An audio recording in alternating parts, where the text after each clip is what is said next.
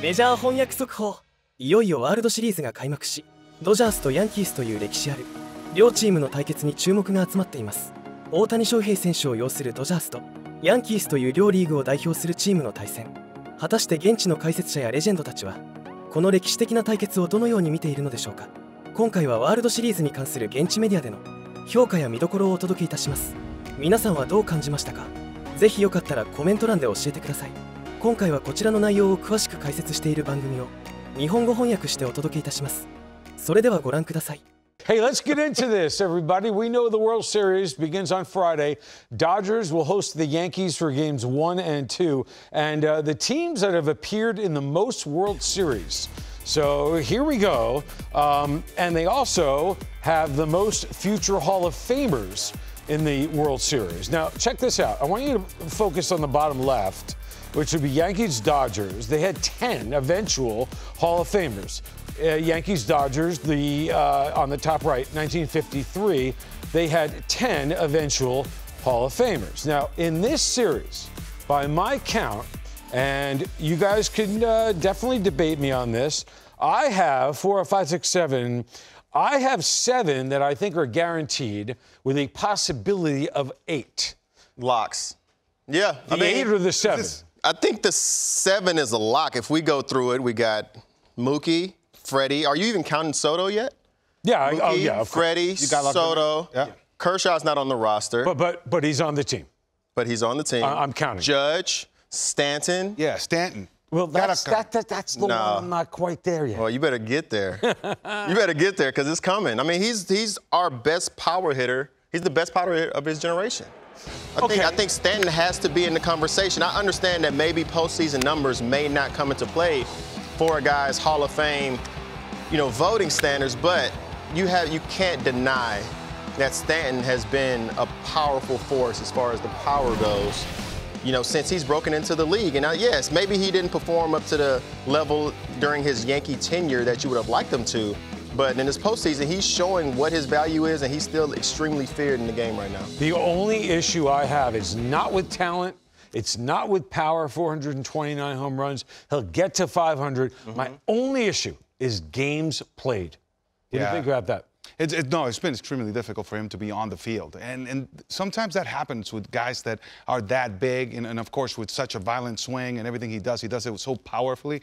But it's the bulk numbers that I'm looking at. When you talk about 500 home runs, man, we really going to have to get down to the nitty-gritty and say, is 500 home runs a chewing? Like, if you get 500 home runs in the major leagues, we got to be talking about you being in the Hall of Fame, regardless of the ups and downs that you've had. I know that we have advanced stats, CY, but 500 is 500, man. Absolutely. No, I throw those advanced stats out. Good. I'm looking at 500. No, I'm looking at 500. Now, you could look at it the other way. Let me just do this real quick. 500, and I'm talking about games played being low, it makes the 500 even more impressive. Correct. You start looking at, and then now you get into rate stats. Like, Lowe's, I'm sure you get into the at-bats per home run. Yep. You start to compare the other rate stats of these other Hall of Famers who were no doubters in their at-bats per homer, and you start to see that Stanton, when he was on the field, he was great. All right. Now, I know you got something coming up right here. Yep. On previous World Series and star power in those World Series. When you think of this star power that's happening with the Yankees, the fact that you have the Yankees and the Dodgers in the postseason, it's because you have so many household names. But to be on this team, what Freeman's looking at when you're signing guys is who is tried and true and proven in the postseason. I need those guys in my clubhouse because our goal is not just to make it to the postseason. Our goal is to win the World Series. So I have to bring in guys like Kike Hernandez that's been there, that I know who I'm going to get. If I'm the Yankees, the reason that you signed Garrett Cole in the first place is because he's proven, he's shown that, yes, he had a bad start against the Nats his first time around, but the second time around, he was able to make the adjustment. Even though the Nats ended up winning the World Series, these are stars that aren't just good players. They're guys who, when the lights get the brightest, they find a way to step up. We're seeing Mookie Betts right now come out of a big postseason slump, but we've seen him shine, and we've seen these guys win World Series. If you guys have won a World Series before, you understand that. It takes a certain type of calmness to be able to slow the game down, to be able to come through in big situations, and nobody came through bigger than Juan Soto. Right here, he's taking Garrett Cole and Justin Verlander deep at 20 years old. You're talking about going against the best in the game on the World Series stage. At 20 years old, he was coming through, so there's no doubt in my mind right here at 25 years old, he's going to be ready. And then going back to the Dodgers. We're talking about Yankees and Dodgers. Freddie Freeman, hopefully he gets the opportunity to play here. He's been dealing with that ankle injury that he's had when he twisted his ankle. But seeing these guys shine, you need to see Freddie hopefully in lineup. Hopefully he gets healthy. But these are a multitude of players who have been there. Yes, we went through the Royals series and the Orioles series, and you could tell they were a little inexperienced. When the lights got bright, you could tell they tried to do a little bit too much. In this series, you're talking about the Yankees and the Dodgers, two teams who don't strike out a whole bunch, know how to slow the game down. I see all of these guys stepping up big when the World Series starts. And you got the two top-seeded teams in each league, and that doesn't happen very often. Here's a tweet from Sarah Langs. Shohei Judge. This will be the 6th World Series between each league's home run leader. Now, just digest that for a second. So the home run leader in each league facing each other. It joins Mantle and Snyder back in '56, DiMaggio and Mel Ott, who doesn't get enough credit, by the way, in 1937, Gehrig and Ott, 36, Babe Ruth and Jim Bottomley in 28. That's a great trivia question. And 1921, did you have Bottomley? No. 21, you had Ruth and George Kelly. So that's how rare this is. Ohtani and Judge. Carlos, I know you got a lot to say, so say it. Yeah, welcome to the main event. Man, this is the Thriller in Manila, Rumble in the Jungle, whatever you want to call it. Tweet us. Here's a teletape. As you can see, these two are big guys, 6'4" versus 6'7", 210, the most extremely lean right there for Shohei Ohtani. Of course, 282 for Judge, an absolute giant. The age is comparable. And look, these guys are both champions. They are where they need to be in the big stage. But let's look at the intangibles.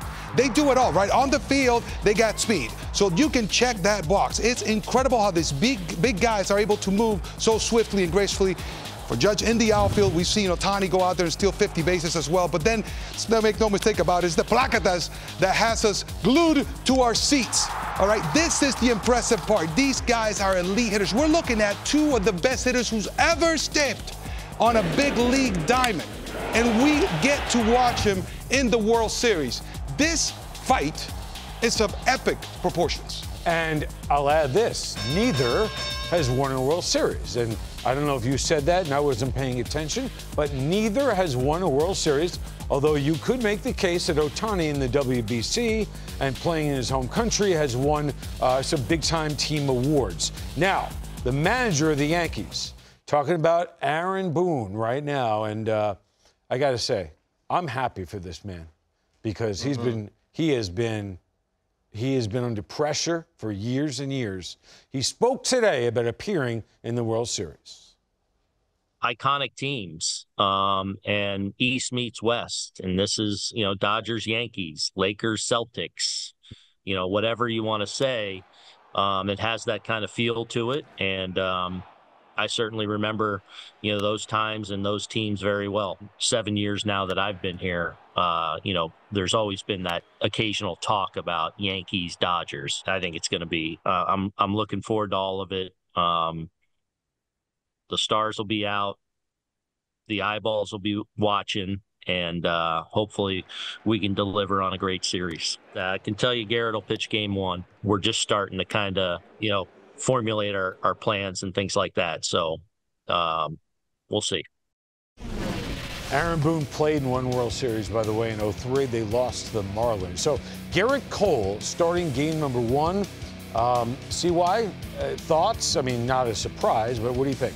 No, I love it. I love it. I mean, this is who's made for this moment. And if you're going to win, your ace has to be able to go. The same way I feel about Yamamoto, I feel about Garrett Cole. He had a rough stretch for a little bit, but then he's been able to turn things around in this postseason and keep his composure and prove that he is extremely mentally strong. And he's ready for this challenge. He's been waiting for a long time for this challenge on the World Series stage, and I feel like he's going to step it up.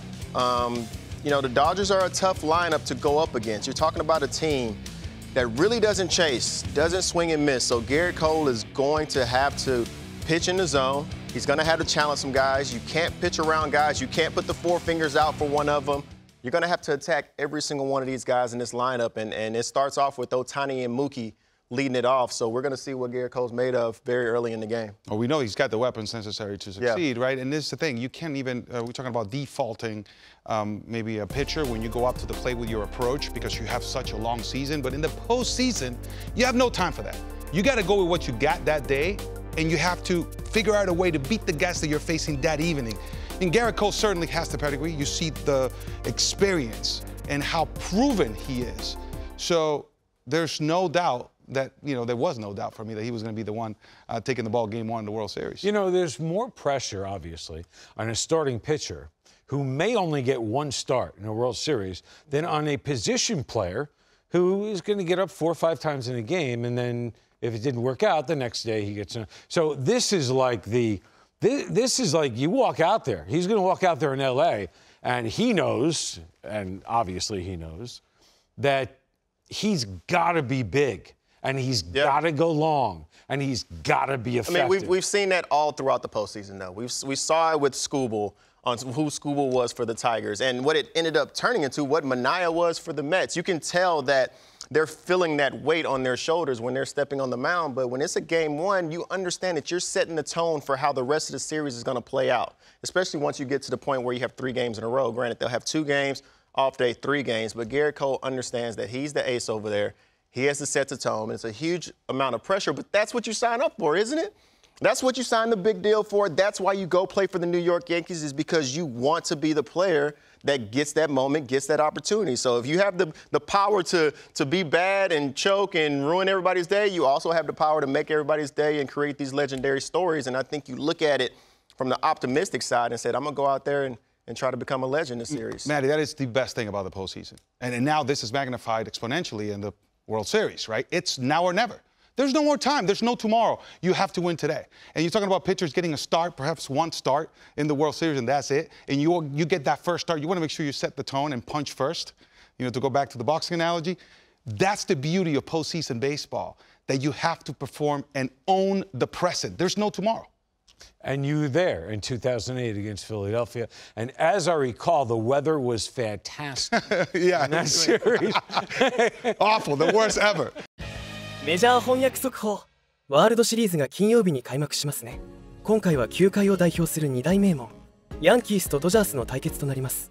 大谷翔平選手とジャッジ選手という両リーグの本塁打王の対決も実現。なんとこれは1921年以来6度目の快挙だそうです。第1戦はヤンキースのエースであるゲリット・コール投手が先発を務めます。大谷選手、ムーキー・ベッツ選手という強力な打線とどのような投げ合いを見せてくれるのか、今から楽しみですね。では次回の動画でお会いしましょう。ご視聴ありがとうございました。